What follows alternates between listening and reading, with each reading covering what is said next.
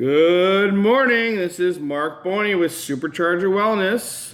It's Motivation Monday. Today I want to talk a little bit about nutrition, and specifically I want to talk about carbohydrates. I want to talk about the different kinds of carbohydrates. I want to talk about their use for us to benefit us in our quest for fitness, and I want to talk about the glycemic index a little bit too, okay?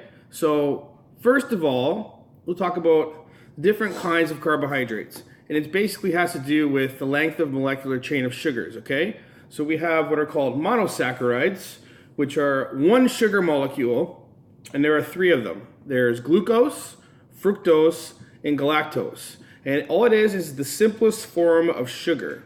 So there's those three. And when you start combining them, you come up with different carbohydrates, okay? So now the next one we have is disaccharides. Di means two. That means two sugar molecules combined chemically, okay? So what we have is sucrose. Sucrose is basic table sugar. That is glucose and fructose chemically bound together to form sucrose. It's a disaccharide. The other ones are lactose and maltose, which we get from our diet as well, okay? Now the third one is oligosaccharides, and this is a 2 to 10 sugar molecule, okay? Now the final one is polysaccharides, and that is anything over 10 sugar molecules, okay? So that's our starch, our glycogen, and our cellulose. Starch is probably our main source of carbohydrates in our diet. It's found in potatoes, rice, anything that we eat is starch based, okay? So what our body does is it breaks the molecule down from its long chain to its simplest form, which is glucose, and then it uptakes the glucose from our bloodstream using insulin, which is a hormone released by the pancreas that transports the glucose into the cells for use as energy, or stores in our fat cells or our muscle cells as glycogen, okay?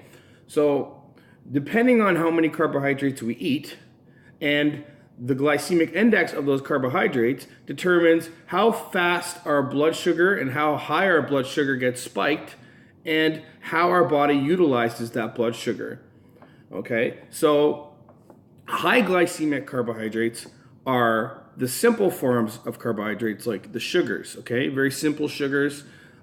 You can easily Google the glycemic index, and it will give you an extensive list of foods, and it will assign a number. And the number determines on the scale of the glycemic index. So things that are high on the glycemic index are things like our table sugar, things like fruit, okay? Simple forms of carbohydrates, white bread, white potatoes, white rice are higher glycemic index, okay? That means that it spikes our insulin quicker, it absorbs into the bloodstream quicker, and our body has to dispose of it quicker, because what your body wants to do is it wants to regulate its blood sugar, okay? It's called homeostasis. And when it recognizes that our blood sugar is spiked, it releases insulin so that the insulin can lower our blood sugar back down and transport the sugar to where it needs to go, okay? So if we eat too much, what happens is our body utilizes what it requires, and it stores the rest, okay? So it either stores it in the muscle cells, uses it as energy, or it becomes fat. So when we gorge, we eat a ton of carbohydrates, we eat too many carbohydrates, that's when you start getting fat, because the body has to use it somewhere. If it's not being used as energy, it's not being stored in the muscles, and it's being stored as adipose tissue, and we don't want that. So portion control, okay? So higher glycemic is faster absorbing, lower glycemic is slower absorbing. So lower glycemic is the complex carbohydrates, the longer chain polysaccharides, okay? And then we're talking about things like yams, brown rice, whole grain products, okay? Those are lower glycemic carbohydrates. And basically, because it's a longer chain of polysaccharide, our body takes a little bit longer to break it down into its simplest form. And once it gets absorbed into the bloodstream as glucose, okay? So the longer it takes for our body to break it down, the slower our blood sugar spikes. It gives you a more even, steady flow of energy in the bloodstream, and insulin is not released all at once because it's a spike. It's more of an even flow, okay? So it does bring our blood sugar up, and we do have to regulate our blood sugar back down to our homeostatic level, but it takes longer. It's a more steady flow. So our body is more likely to utilize those sugars, release slow and steady through the time period than it is to store them, okay? So there's certain times that different carbohydrates can benefit us, okay? Now, if you need quick energy, like right before the gym, or during your workout, or right after your workout, or right in the morning when you wake up, something with a little bit of a higher glycemic index is not going to harm you, because there's probably a good chance that your blood sugar is dropping and your body is now turning to its glycogen stores if it hasn't already utilized them all, and you're basically hungry. Your body's craving those carbohydrates. So when you put not a large amount, but a portion controlled amount of higher glycemic carbohydrates into your bloodstream, your body will utilize them quickly. It will uptake it quickly and it will go where it needs to go. Now, if we take a higher glycemic carbohydrate just when we're hanging around the house, maybe we just ate, if you're snacking or you're drinking a pop and you just had a meal, those extra sugars that you're putting into your bloodstream are not being utilized. Those extra sugars that you're putting into your bloodstream are being stored they're being stored in the wrong place. We don't want to do that. We want to avoid that, okay?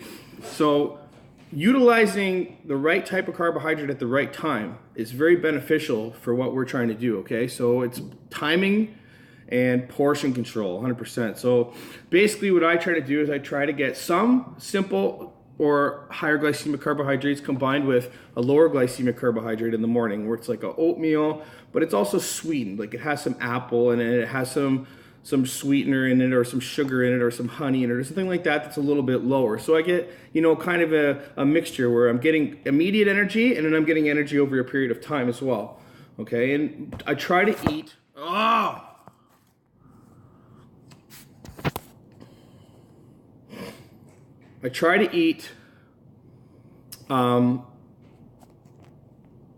lower glycemic carbohydrates throughout the day, but I eat my higher glycemic carbohydrates around my workouts. So before I go to the gym, I will eat something that has a little bit higher glycemic index in order to get some quick energy. Or if I'm in the middle of a really long, hectic workout, I'll eat something higher glycemic. Or a lot of guys will utilize dextrose, which is a very simple form of carbohydrate that you can just drink throughout your workout, and it's like immediate absorption into the bloodstream, immediate energy, so you don't run out of gas during your training, okay? Now, post-workout as well, if you've gone through your workout, you're generally depleted.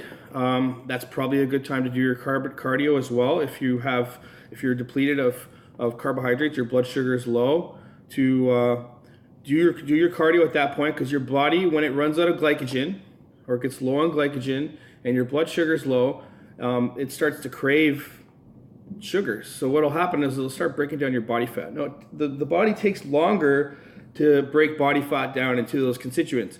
So it is not preferable for the body to utilize fat as energy. It prefers to use carbs. It prefers to use sugar. But that's the next phase, right? You go sugar, muscle, or fat, depending on your heart rate level, depending on your exertion level.